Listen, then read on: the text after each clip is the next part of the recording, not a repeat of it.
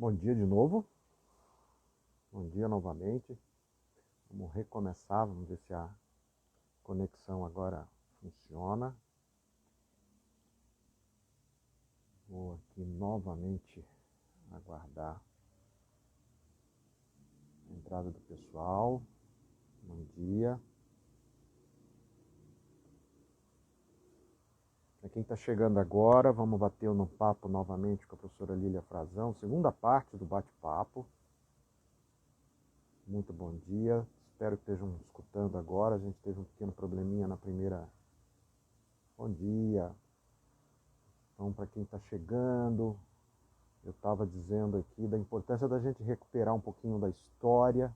Vou refazer um pouco a minha fala para a gente gravar, para a gente deixar registrado.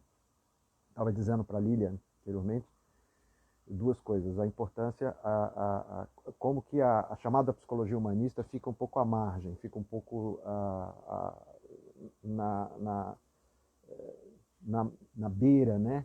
A gente se acostumou a uma divisão por áreas na psicologia brasileira, e com a entrada forte da psicanálise no início, depois com a presença também bastante significativa da comportamental, parece que toda a construção brasileira ficou na condição da psicanálise ou da comportamental. E aí eu dizia que é muito importante a gente recuperar certos aspectos da nossa história, como, por exemplo, dizer que o primeiro serviço de psicologia aplicada, a famosa clínica de psicologia, como a gente costuma conhecer hoje, ou SPA, ou CPA e tal, foi exatamente humanista, né? Lá na USP, Rosenberg. Né? E aí agora a Lília voltando, a gente volta a bater um papo para recuperar aí algumas figuras muito importantes. Vamos lá novamente. Bom dia. Bom dia, Adriano. Não Agora vai. sei o que é que ficou para ouvir ou não, mas eu tinha comentado, a hora que congelou o seu vídeo, uma coisa muito bonita que acontece no Japão, onde todos têm que se inclinar diante do imperador, exceto os professores.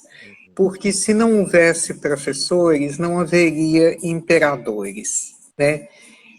Que respeito profundo eles têm pelo professor, e que nós, infelizmente, no Brasil, principalmente em relação aos professores da rede pública de ensino, eles são tão desvalorizados e são pessoas tão importantes para a nossa cultura, não é mesmo? Verdade, isso é verdade. Boa lembrança, e eu acho que mesmo achando que o professor tem que ter sua valorização todo dia, é sempre importante a gente lembrar. E parabéns para Sim. você também, que apesar de aposentada, como eu dizia logo quando a gente saiu aqui do ar, é um sacerdócio, a gente não para, né? E eu hoje de manhã recebi uma homenagem muito bonita de uma ex-aluna, que foi minha primeira experiência com estágio, que hoje é professora doutora, orientadora em outra universidade, e lembrava as palavras do Martin Buber, quando ele diz que os nossos alunos nos ensinam, nossos clientes nos terapeutizam. Então, acho que nesse entrelaçamento a gente pode voltar aqui o nosso papo. E eu estava assim, muito curioso que você falasse de algumas figuras que são realmente centrais na construção da Gestalt brasileira. Eu consigo assim pensar basicamente na figura, claro, da Thérèse, na figura do Paulo Barros e na figura da Madre Cristina. E eu acho que ninguém melhor do que você para falar, por exemplo, da Thérèse. Conta pra gente quem foi Thérèse, quem era Thérèse, como era Thérèse. Então, eu conheci a Thérèse, eu estava no acho que no quinto ano de psicologia, e Thérèse foi minha professora numa disciplina de terapia de grupo. E eu me lembro, a primeira imagem que eu tenho da Thérèse é ela entrando em sala de aula com um quadro embaixo do braço, pondo aquele quadro lá na frente e pedindo que a gente dissesse o que sentia em relação àquele quadro. Esse quadro era um quadro do marido dela, Alfredo Garte, que era pintor, um pintor espanhol, e eles formavam um casal muito interessante. Thérèse era uma pessoa bastante disciplinada, organizada, séria, e o Gart era o oposto dela. Meio hippie, meio loucão, mas uma pessoa maravilhosa. Thérèse, esse foi meu primeiro contato com ela, me encantei com ela, ela me parecia um rosto muito familiar. Thérèse poderia ter sido uma tia minha ou algo assim. A Jean dizia que eu era a filha que a Thérèse não teve, né? Thérèse veio para o Brasil por conta de uma organização religiosa para trabalhar com mulheres. A formação dela na Holanda, Thérèse era holandesa, tinha sido em história. E no Brasil, na época em que a Thérèse veio para cá, não se precisava de nenhum certificado para ser psicoterapeuta. Não sei se você lembra em que ano a psicologia foi regulamentada. 62. 62? 62. E nessa época, quem já atuava na psicologia fazia um curso de 2 anos na PUC de São Paulo, para a partir daí ser credenciado como psicólogo. E foi o que a Thérèse fez. Thérèse e eu nos tornamos muito amigas.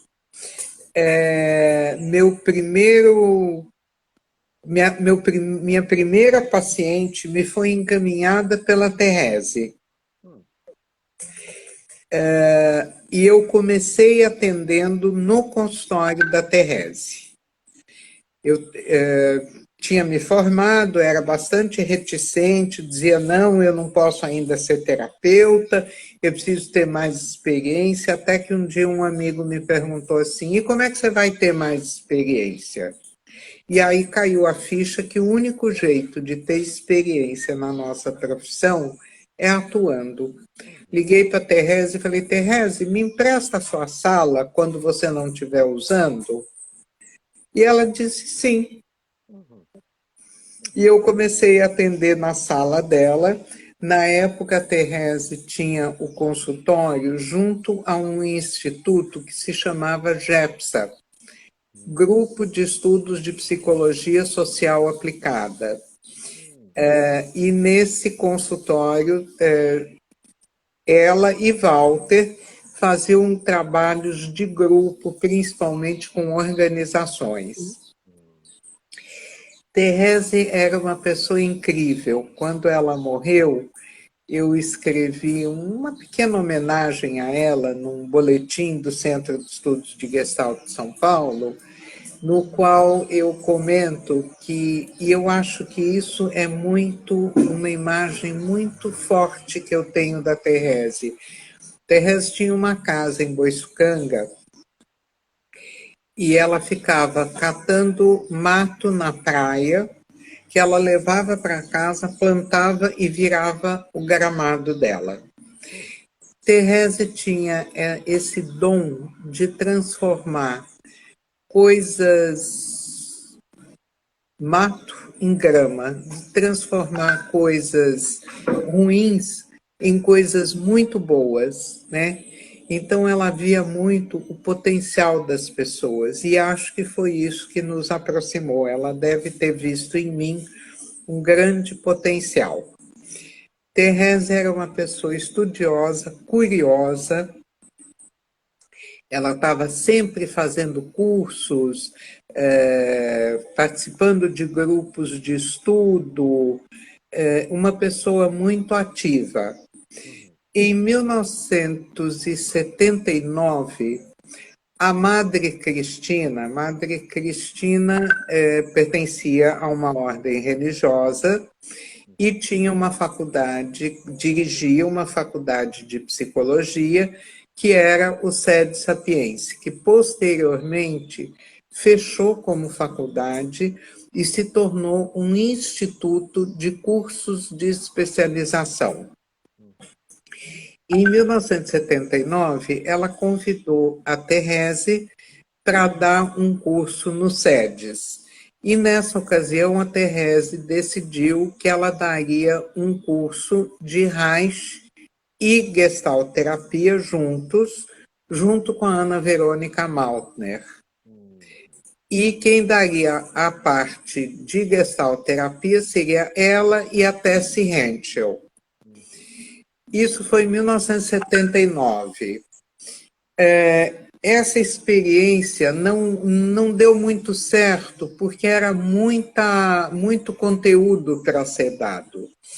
Então, em 1980, a Thérèse chamou a Jean, o Abel e eu para darmos juntos esse curso no SEDES. Demos um primeiro semestre e pretendíamos encerrar por aí. Mas aí os alunos disseram que queriam mais. E a gente dizia, não, nós não conhecemos ainda Gestaltterapia, ainda estamos estudando, não temos condições. Não, vocês têm mais coisa para dar, sim. E nós queremos. E assim, nós acabamos dando também um segundo semestre, depois um terceiro, um quarto, um quinto e um sexto. O curso inicialmente tinha 3 anos, era ministrado pelo Abel, pela Jean, pela Thérèse e por mim. E a gente dava muita vivência e dava também o pouco de teoria que a gente dominava na época. Thérèse sempre foi uma pessoa muito alegre, eu não lembro da Thérèse chateada, mal-humorada, irritada. Lembro dela triste, né? Principalmente quando faleceu o marido dela, o Gart, que faleceu em torno de 3 meses antes de ela adoecer. Eu fui muito amiga da Thérèse. A Thérèse tinha casa em Boiçucanga, de vez em quando ela me emprestava a casa, e eu acabei comprando uma casa aqui também, em Boiçucanga, onde eu no momento estou, inclusive. E isso nos deixou ainda mais próximas. Nós estávamos juntas praticamente todos os dias quando a gente estava aqui. Ou ela vinha na minha casa, ou a gente ia na casa dela. Nós éramos muito próximos. E tem, inclusive, uma história engraçada que eu acho que pouca gente conhece. Você lembra quem é o Fritz Lang, né? Da antipsiquiatria? Sim. O Fritz Lang uma vez esteve no Brasil e foi uma experiência ruim para ele. Ele teve uma tradutora que não era boa. Então, ele dando uma palestra lá na PUC, em São Paulo, no Tuca, na verdade, no Teatro Tuca. Teatro da PUC. O Teatro da PUC. E ele percebeu que a tradução foi ruim, o pessoal não entendia o que ele dizia, e aí a Thérèse convidou ele para jantar na casa dela. Eu fui buscá-lo, ele deu uma entrevista na época na TV Cultura. Eu fui buscá-lo na TV Cultura e fomos para a casa da Thérèse. E teve uma coisa muito engraçada. O Lang só falava inglês. O marido da Thérèse não falava inglês. E os dois conversaram a noite inteira sem falar. Barato. Tocaram instrumento juntos, conversaram sem falar. Sem falar. Só comunicação gestual. Isso era muito a Thérèse. Thérèse promovia muito o encontro entre as pessoas. Thérèse era uma pessoa de cabeça muito aberta para a cultura da qual ela vinha. E ela se adaptou bem ao Brasil? Ela veio do exterior, ela se adaptou bem, falava Super, bem, super bem. super se adaptou, falava português perfeitamente. Thérèse teve, inclusive, um evento que foi muito interessante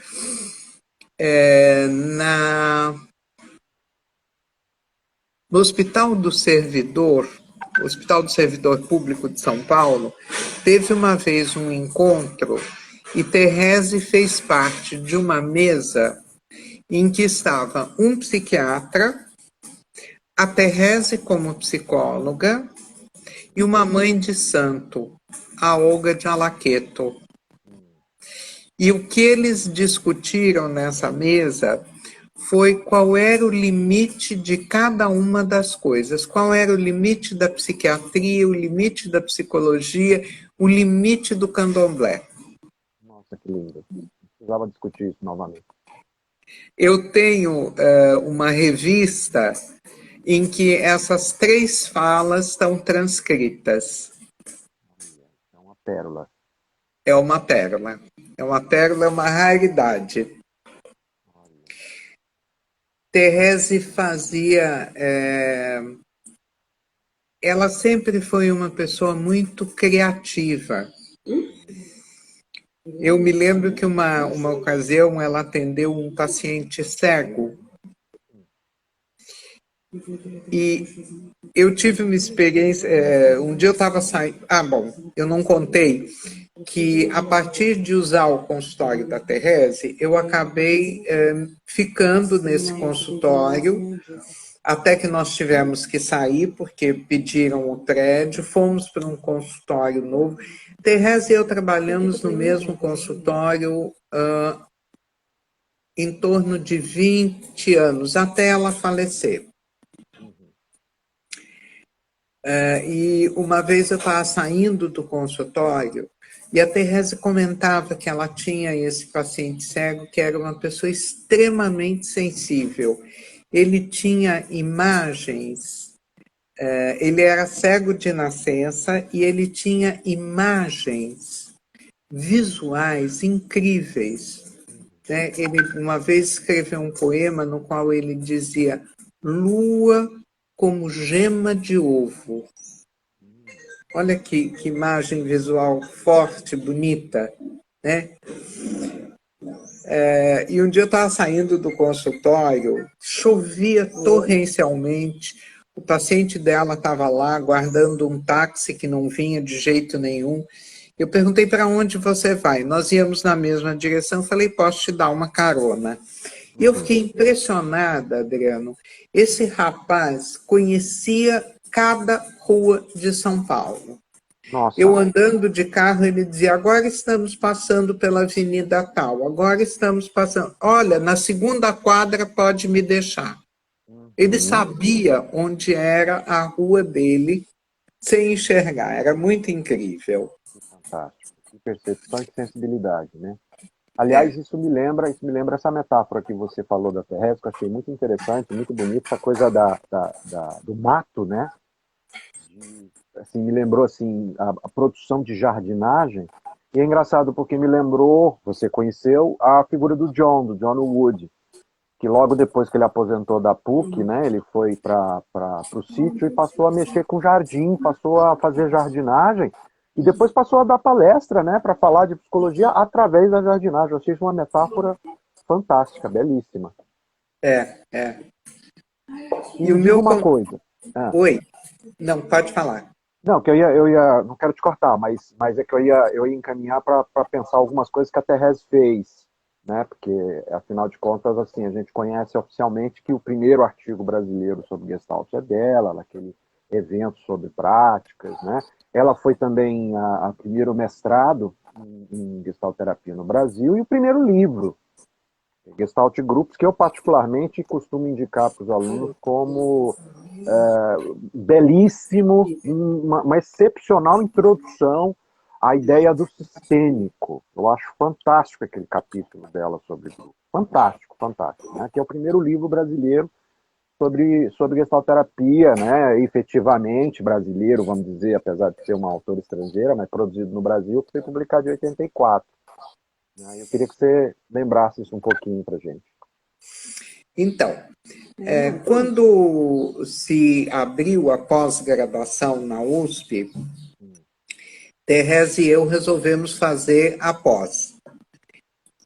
E o trabalho da Thérèse, nessa época eu dava aula junto com a Thérèse na USP. Eu entrei na USP para dar aula junto com a Thérèse e para dar aula numa outra disciplina também. E num desses grupos que a gente fez com os alunos, que a partir do momento que eu comecei a dar aula com ela, nós dávamos a disciplina terapia de grupo através de um trabalho vivencial com os alunos.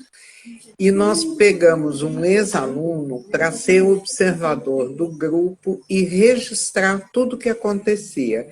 E isso foi a base do trabalho dela, que deu origem à dissertação de mestrado dela. Na época, eu não me lembro quem que orientou a Thérèse. Não sei se foi a Terezinha Moreira Leite, não tenho certeza. Eu acho que eu tenho esse registro, vou ver se eu localizo. Acho que você tem mais registro do que eu.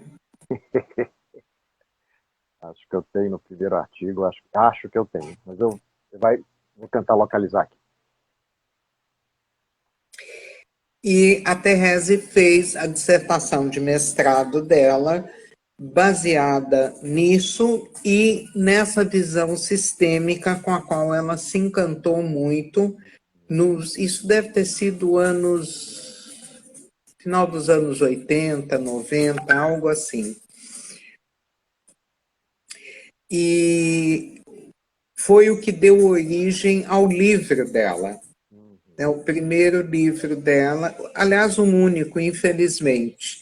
Eu tenho a impressão que se Thérèse tivesse vivido mais, ela teria produzido muito, muito, muito.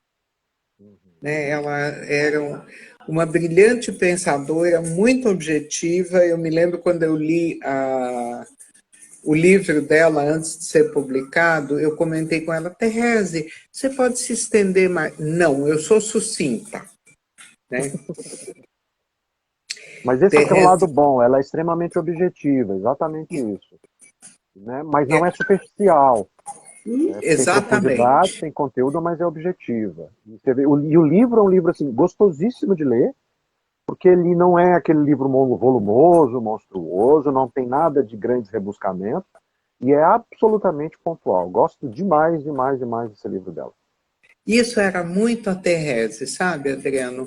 Uma pessoa objetiva, uma pessoa simples e, ao mesmo tempo, muito profunda.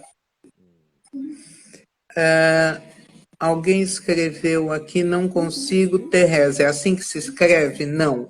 Fiquei interessado. Alguém pode passar o nome completo dela? Eu vou passar.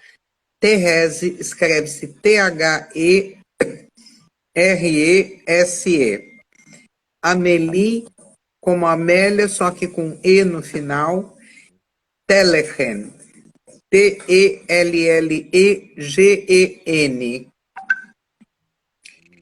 E o livro que a gente está falando é o Gestalt Grupos, que foi publicado originalmente em 1984, na Sumos.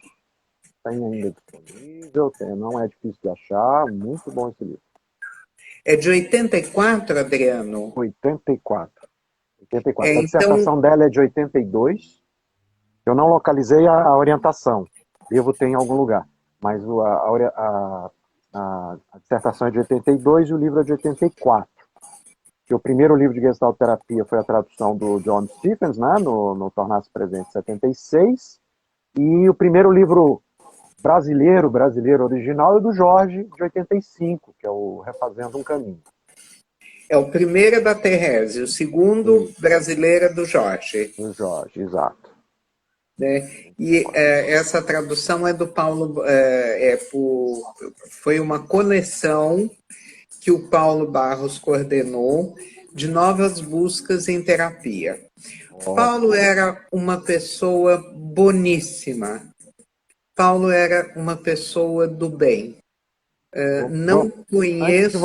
Antes de você falar do Paulo, já botei assumos para fazer a ponte, mas vem uma pergunta interessante aqui. Você e a Thérèse já tiveram alguma discordância em termos teóricos, em termos práticos, alguma coisa? Gostei dessa pergunta. Sim. Sim? Legal. Sim. Eu não me lembro qual foi a discordância, mas eu me lembro que nós tivemos uma fase mais difícil. Eu brinco que foi quando quando eu deixei de ser filha e passei a ser irmã.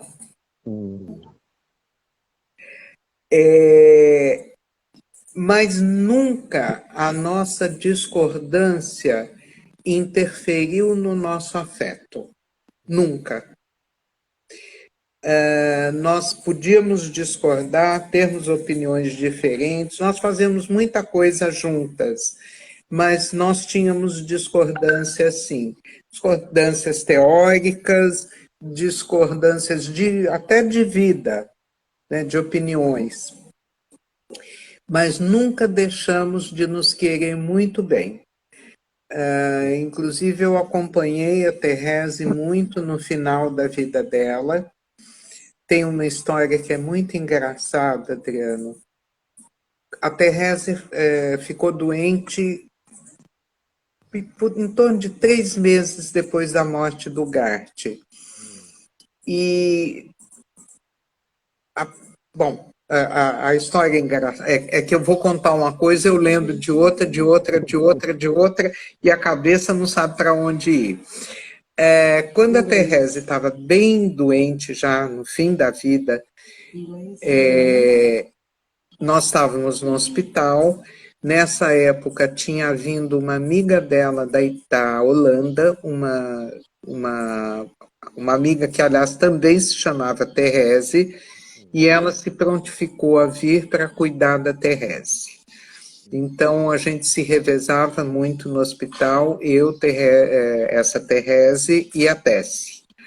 E um dia estávamos lá, essa Thérèse e eu, e a Thérèse Tellegen queria caminhar. Nós tentamos pôr a Thérèse em pé, mas percebemos que ela estava muito fraca. E aí a gente disse, Thérèse, não vai dar para você caminhar. Ela olhou para mim, olhou para outra Thérèse e disse, frouxas.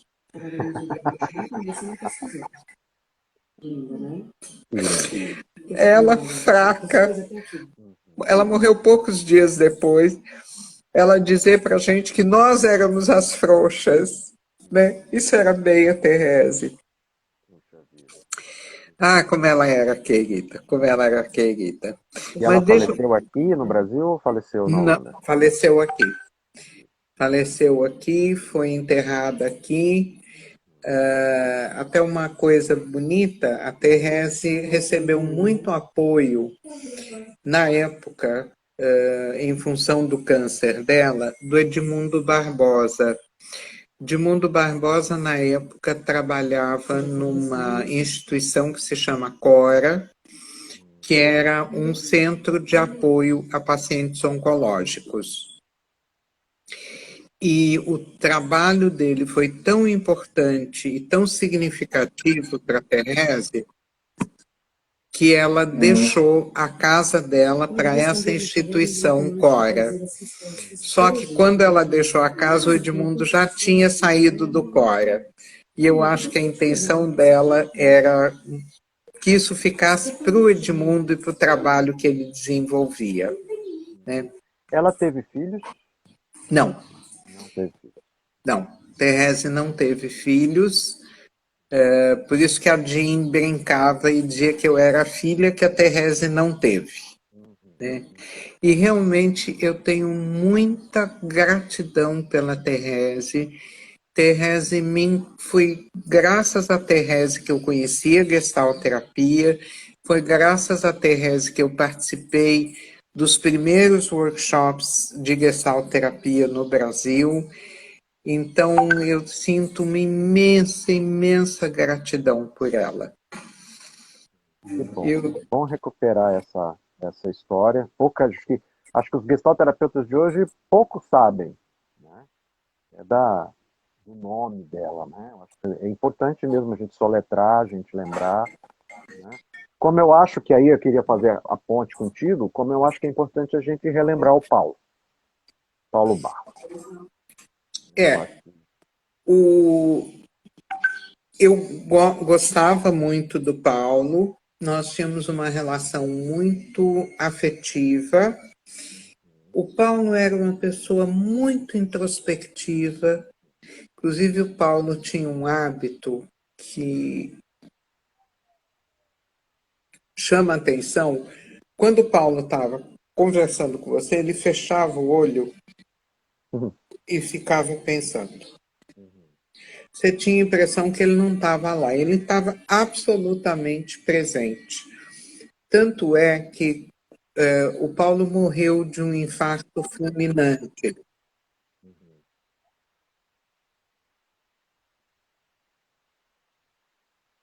Que a gente não tem como desligar quando está no Instagram. O Paulo morreu de um ataque cardíaco fulminante. E ele estava sentado conversando com o irmão dele no consultório dele, fumando um cigarro, coisa que ele não deveria mais fazer, fazia muito tempo, mas o Paulo simplesmente não conseguia parar de fumar. Ele deu uma tragada, baixou a mão, fechou o olho e morreu. Tanto é que o irmão dele levou um tempo para perceber que o Paulo tinha morrido. Porque era tão comum ele fazer isso, ele percebeu quando o cigarro começou a queimar o dedo do Paulo. Mas o Paulo tinha problema cardíaco, infelizmente, muito jovem, muito jovem. Acho que foi outra perda muito ruim para nós. Mas o Paulo, por exemplo, ele chegou a ser chamado para dar aula no SEDES, mas ele nunca topou. Ele topava ir dar uma aula, dar uma palestra, fazer uma entrevista, mas ele não queria dar aula como parte desta equipe, né? E o Paulo, acho que abriu as portas para nós na Sumos. A Sumos foi a primeira editora a publicar livros de gestalterapia, graças ao espaço que o Paulo abriu para nós nessa editora, com aquela coleção Novas Buscas em Psicoterapia, que foi algo muito inédito, né? Ele tem um livro também que ele organizou junto com a Ieda Porchat, que se chama Ser Terapeuta, né? Que tem entrevista com vários psicoterapeutas, a Ana Verônica Maltner, o Abel Guedes, a Thérèse, a própria Ieda. É um livro bem bacana. É muito importante, acho que a maioria não conhece, essa coleção, acho que foi praticamente a primeira coleção brasileira que abriu o espaço para um conjunto de práticas, teorias que não tinham muita difusão. Então, não só a gestalterapia, mas práticas, inclusive, corporais, né? Terapias as mais diversas. Isso foi, assim, eu diria que é uma das coleções mais inovadoras da editoria brasileira. E assim, eu sei que foi um trabalho dele, né? Foi uma coisa dele mesmo trazer, publicar, tudo. É fantástico isso. É, Enorme essa, né? Enorme essa coleção. Eu lembro que eu tinha vários volumes dessa coleção, inclusive alguns de holística, de transpessoal, do Pierre Weil, tem do Feldenkrais, tem muita coisa legal. Quem era muito próximo do Paulo Barros é o Abel Guedes. Eles tinham o Abel Guedes, a Ieda Porchat, o Paulo, o Guto, da análise existencial, tinham um consultório juntos, ali bem pertinho da PUC. Não sabia, Guto Pompeia. O Guto Pompeia. Legal, não sabia. Vê que o Paulo era mais recluso, né? Mais quietão. Não aparecia muito. Total e completamente. Total e completamente. Um dia nós saímos para jantar, o Paulo e eu, e na volta do jantar nós ficamos conversando no portão da minha casa, coisa que eu proibia meus filhos de fazer, mas eu fiz com o Paulo. Não deu outra, estamos lá, o Paulo e eu, aparece um assaltante. E, aliás, isso conta muito a diferença entre o Paulo e eu.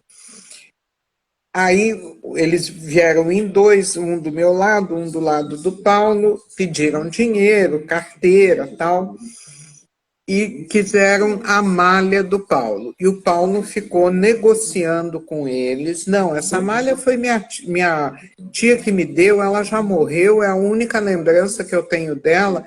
Não, por favor, não leva minha malha. Bom, o resumo da ópera, não levaram a malha.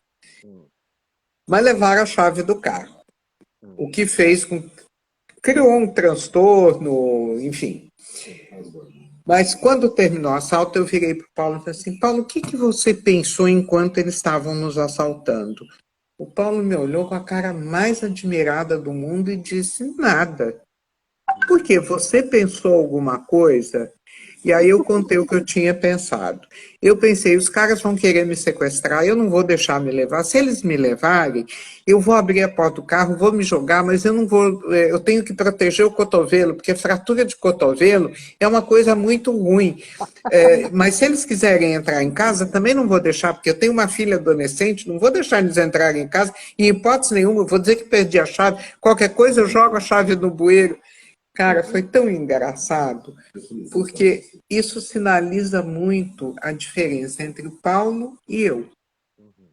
O Paulo pensa devagar, macio, lento, introspectivo, e eu 1000 por hora. Era quase um budista. Eu diria que ele poderia ter sido um monge budista, sem sombra de dúvida. Engraçado, eu tenho poucas lembranças dele, mas é sempre assim, bem tranquilo, bem calmo, bem no canto. Né? Lembro pouquíssimo dele, realmente. Bem recluso. E você mencionou a madre. Eu quero, inclusive, desfazer um mal-entendido. Algumas pessoas dizem que algumas pessoas, bom, enfim, que a madre era gestalterapeuta. Não era. Não era. Não era. Mas a madre era uma pessoa que tinha uma abertura fantástica para tudo aquilo que fosse novo, né? E principalmente, a madre foi muito corajosa nos anos da ditadura. Tanto ela abrigava a gente nos sedes, ela cedia espaço para reuniões, ela recebia novas abordagens e nunca tiveram coragem de prender a madre. Ameaçaram várias vezes. Ela dizia, pode vir, eu estou aqui, venha me buscar. Mas ela era uma pessoa que tinha tanto peso, tanto na comunidade intelectual quanto na comunidade religiosa, que ninguém ousava prender a madre. E a madre era uma figurinha. Ela era baixinha, magrinha, cabelinho branco, sempre vestida com roupas muito discretas. A salinha dela ficava bem na entrada do SEDES. Hoje o SEDES está reformado, está diferente. E ela tinha um guichezinho. Não acontecia nada naquele SEDES que não passasse pelo crivo da madre. Ela dizia que todo mundo era livre, mas brincando, todo mundo era livre, desde que passasse pelo crivo dela. Agora, ela tinha um crivo muito amplo, muito amplo. Era uma pessoa extremamente generosa, ficaria orgulhosa do crescimento que o SEDES teve. Hoje em dia nós temos problema para dar aula porque não tem disponibilidade de sala, de tanta coisa que acontece no SEDES. Você tem que reservar a sala com 1 ano de antecedência. Que coisa, né? Que bom. É um bom sinal de um crescimento, né? Uma instituição fantástica, histórica no Brasil, né? Muito importante. Tenho duas perguntas aqui que eu acho que são interessantes. Talvez a gente possa, possa fazer para você, que o pessoal postou aqui. Uma Pode, sobre mas a antes, Terrese. deixa Diga. eu contar uma coisa da Conta. Madre. Opa, fofoca é melhor. Quando eu fui uma das organizadoras, junto com o Mauro Matuzzi e mais uma pessoa, da primeira semana de psicologia do Brasil, que na época se chamava Semana de Estudos Psicológicos, onde foi Instituto Sede Sapiense, porque isso foi em plena ditadura e foi o pretexto que a gente encontrou para juntar os estudantes de psicologia, foi fazer uma semana de estudos psicológicos, né? Que quem organizou foi o Mauro, que na época acho que era aluno do SEDES, um aluno da PUC e eu pela USP. Mas Você quais lembra? são as... Isso foi em que ano? Espera aí Lembrou? que isso eu localizo.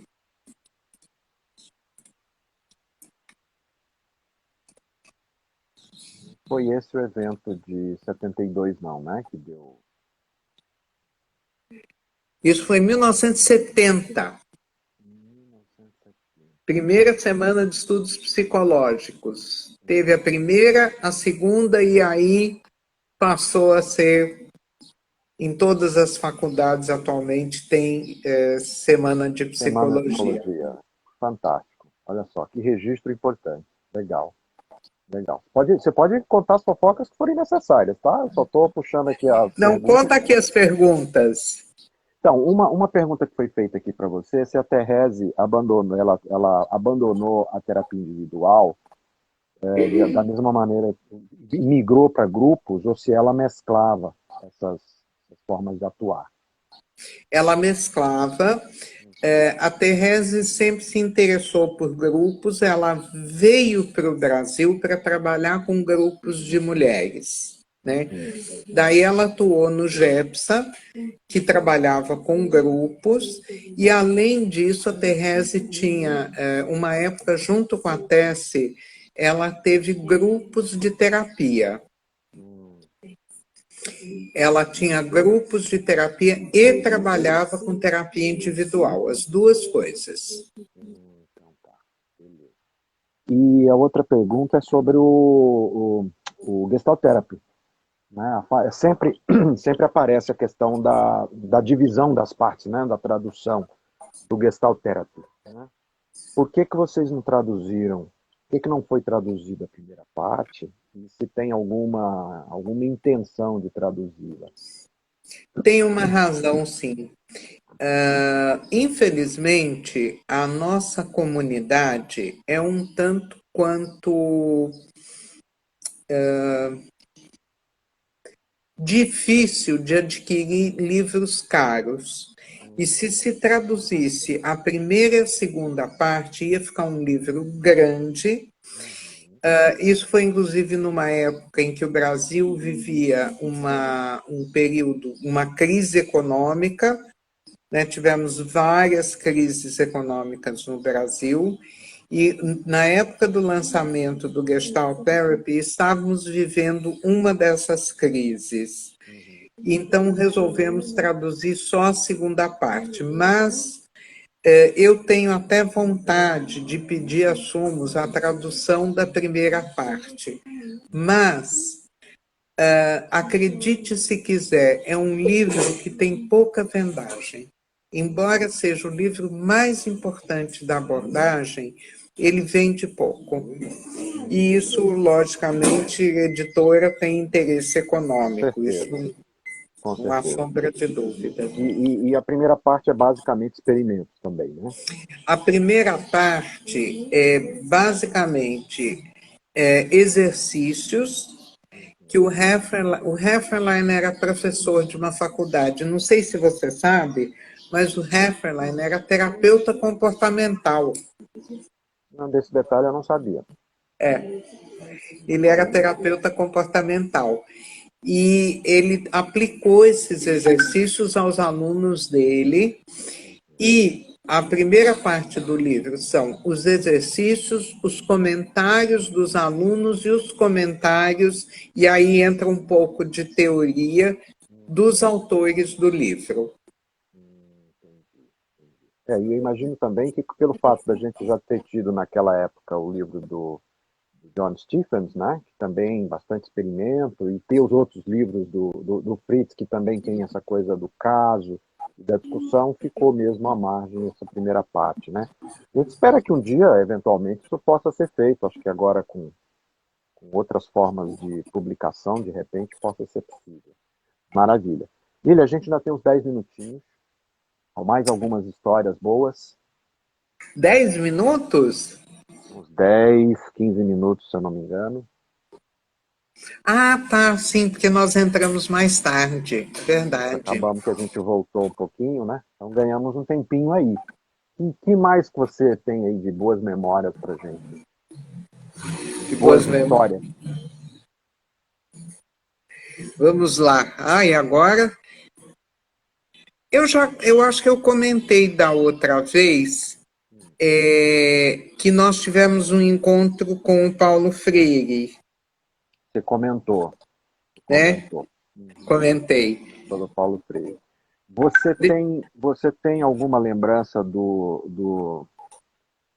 ou melhor, o que é que você pode nos lembrar dos congressos, alguma coisa dos congressos, que eu acho que é interessante a gente marcar? Dos congressos, o Congresso de Caxambu, que foi o segundo nacional, que naquela época se chamava só Encontro Nacional de Gestalterapia e não se chamava Congresso.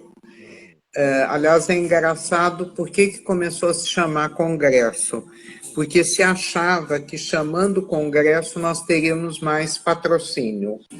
Patrocínio sempre foi uma coisa muito difícil de se conseguir nos nossos congressos. O marido da Jean brincava e dizia assim: o único patrocinador que vocês podem ter é a Clabin, porque a única coisa que vocês consomem é lenço de papel. Faz sentido. Realmente, até hoje é difícil. No máximo se consegue algum apoio da Sumos, eventualmente de alguma livraria, eventualmente de algum restaurante, mas é muito pouca coisa. Então, os nossos congressos, São Paulo sempre deu preferência a fazer congressos residenciais, um pouco em função do sucesso que foi o Congresso de Caxambu. O fato de as pessoas poderem conviver para além dos trabalhos científicos apresentados, mas as pessoas poderem conviver, poderem conversar, poderem comer juntas, estar juntas, isso sempre foi uma coisa muito importante e uma coisa que a nossa comunidade valoriza bastante. Então, São Paulo organizou 2 congressos até hoje, o de Caxambu e o de São Pedro. E ambos foram residenciais, né? São Pedro teve até uma coisa bonita, foi uma homenagem a Jean, né? Que foi uma coisa bonita. Jean é uma pessoa que eu lamento profundamente também ter falecido. E principalmente a Jean teve Parkinson e Com o passar do tempo, a doença foi, vamos dizer, incapacitando ela cada vez mais. No final, era muito difícil entender o que ela dizia, embora ela se esforçasse muito para falar, né? Jean e eu, uma época, tivemos, com os nossos filhos tinham muita proximidade. Eles eram mais ou menos da mesma faixa etária, os filhos da Jean um pouco mais velhos, mas nós convivíamos bastante, íamos ao clube, levávamos as crianças para a escola de esportes, etc. Jean era uma pessoa muito sensível, muito delicada, muito sintonizada, né?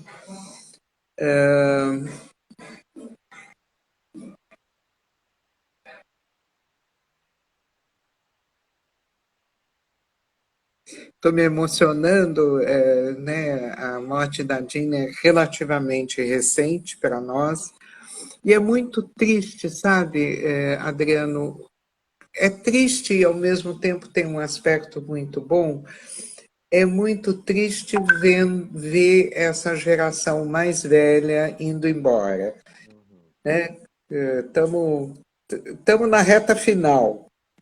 E é muito bom e muito gratificante ver que há toda uma nova geração de gestalterapeutas produzindo, fazendo mestrado, fazendo doutorado, dando aula em boas universidades, que isso eu acho que é um diferencial imenso que nós temos no Brasil, que muitos de nós estão inseridos no contexto acadêmico. Sim, isso é muito importante. E necessário, porque só assim a coisa vai fomentando com qualidade, né, com crescimento. Você é Engraçado, um, você é um excelente exemplo disso, né, Adriano? Você está inserido numa universidade, está participando de programas de pós-graduação, orientando teses. Eu acho que isso é fantástico. E eu, pessoalmente, fico muito, muito, muito agradecida a isso. eu tive a grata satisfação. Engraçado que eu fui contratado aqui para a minha universidade com concurso para a área, né? Para Gestalt, para CT, para fenomenologia, curiosamente. Né, e eu praticamente sou dos poucos que tem formação nas duas áreas e nunca dei aula sobre essa disciplina, você acredita? É Desde que eu entrei, mesmo? juro, juro. E como a gente tem um leque muito grande de disciplinas de fenomenologia, eu acabei ficando com a parte de introdução à fenomenologia pura. Então, outros professores acabam dando a disciplina. Então, na verdade, eu estou há 12 anos aqui, nunca dei uma disciplina de Gestalt terapia. Né? Para não dizer que nunca dei nada, uma vez a gente teve uma disciplina que hoje se chama Grupos, que era também vinculada ao nosso grupo de professores de fenomenologia, que era Gestalt Grupos. E na época eu estava orientando uma gestalt terapeuta, que foi a Tawane, que até fez uma dissertação muito interessante sobre a noção de agressão. A E aí a gente Tawane deu foi grupo. sua orientanda? Foi o Lázaro. Em Gestalt, aqui em Curitiba, eu orientei o Lázaro e a Tawane. Né? E sempre brincando assim, não quero Gestalt terapia, porque eu já tinha orientado. Em Goiânia, né? A Celana, o Danilo e a Ribai. Então, tem alguns no meu currículo, né? Mas eu queria trazer uma lembrança aqui que você também me emocionou, porque eu estava tentando me lembrar, não me lembro aonde foi, mas foi a última vez que eu vi a Jean, já com seu Parkinson bem avançado. Eu me lembro num congresso, eu me lembro que ela foi, fizeram uma homenagem para ela não conseguia falar, não conseguia ler, ela tinha escrito uma coisa, alguém leu, não me lembro onde foi, mas foi muito bonito, muito emocionante. E, infelizmente foi a última vez que a gente viu uma pessoa lindíssima. Eu acho que é muito importante a gente resgatar essas pessoas e muito importante a gente lembrar dessas pessoas. A Eu acho que estão Jean dizendo que foi no Congresso de Goiânia, muito provavelmente deve ter sido em Goiânia. E se não me engano, a Sheila Orgler leu o trabalho dela. Isso. Então foi em Goiânia, porque depois eu me lembro que eu ainda encontrei no aeroporto de Congonhas, eu estava em trânsito, então foi em Goiânia. Assim. Foi a Sheila Orgler que leu, exatamente. Aliás, outra perda irreparável. Sheila era uma alegria fantástica, né? Uma figurinha maravilhosa. A Therese, a Jean, o Ari e eu e a Ana Lofredo tivemos consultório juntas por muitos anos. Olha só. Também trabalhava nesse consultório a Mônica Serra, a mulher do Zé Serra, e a Lucy Engelmann, que era esposa do Arno Engelmann. Do Arno Engelmann. Eu fui muito próxima do Arno Engelmann. Olha só. Nada do que eu falo de psicologia da Gestalt, tudo que eu falo de psicologia da Gestalt passou pelo crivo do Arno Engelmann. Que é o responsável pela edição de clássicos do Köhler, se eu não me engano. Um volume do Wolfgang Köhler, exatamente. Uma figura importantíssima da psicologia brasileira. Lília, nós temos 5 minutinhos e tem uma pergunta muito interessante que me instigou. Quando a gente se conheceu, eu não lembro. Se lembra? E acho que foi em Goiânia. Imita a Lilian, Adriano. Você está de óculos. Gente, eu vou imitar para vocês. Olha, gente, eu tenho uma coisa para dizer para vocês. Sabe? A Lília, quando falava, ela botava o óculos assim na ponta, começava a ler e ficava interagindo com a gente pelo rabo de olho e falava bem pausado. Eu não lembro onde a gente se conheceu. Será que foi em Goiânia? Será que foi em Brasília? Porque eu me lembro, deixa eu tentar recuperar, eu comecei a fazer, estava conversando com o Jorge, comecei a fazer a formação com o Jorge, quando logo depois que eu entrei no mestrado, e aí teve o Congresso Brasileiro de 91, que foi organizado pelo Walter, que foi lá em Brasília, no Centro de Convenções. Foi a primeira vez que eu participei, né, mas eu ainda não estava na comunidade, então eu não me lembro assim quando a gente... Nesse encontro que o Walter organizou, foi a primeira vez que o Reichner veio para o Brasil. Eu participei de uma mesa com o Reichner nesse congresso. O Walter, o Reichner e eu. Eu lembro que ele fez até um workshop pequeno para poucas pessoas. O livro dele estava saindo nos Estados Unidos. E eu estava exatamente lendo Buber na mesma época. Então... E você estava nesse workshop que ele deu para um grupo menor? Então a gente se conheceu lá. Pronto, então foi em 1991. Né? E assim, dizer para o pessoal assim, que eu tenho um carinho enorme pela Lília. A Lília vive brigando comigo com toda a razão, e eu dou toda a razão quando ela briga comigo. Né? A gente tem um santo que bate, gosto demais da Lília, né? Não sei se você vai lembrar, acho assim, para a gente encaminhando, uma vez, eu não me lembro qual foi o evento, que eu tava morando, se eu não me engano, em Campinas, eu estava já no doutorado, e a gente foi fazer um evento em São Paulo, e aí depois, não me lembro o que foi, só sei que a gente saiu para jantar, fomos numa cantina em São Paulo, e você brigou comigo, você disse, você não vai voltar para casa de noite de carro. Você vai dormir na minha casa. E você me levou para sua casa e você me deu o quarto do seu filho e eu dormi para ir embora. Não sei se você vai lembrar disso. Entendeu? Então, que eu agradeço muito. Então, é fantástico esse bate-papo. Eu queria, assim, para a gente encerrar, que você fizesse, sei lá, fizesse alguma coisa, além de agradecer a você por essas memórias maravilhosas, por ter recuperado tanta coisa, eu queria que você fechasse. Dizer para você que você é uma pessoa muito querida, muito querida. Eu tenho muita vontade de ser sua aluna. Eu quero aprender fenomenologia com você. Quero ser Era.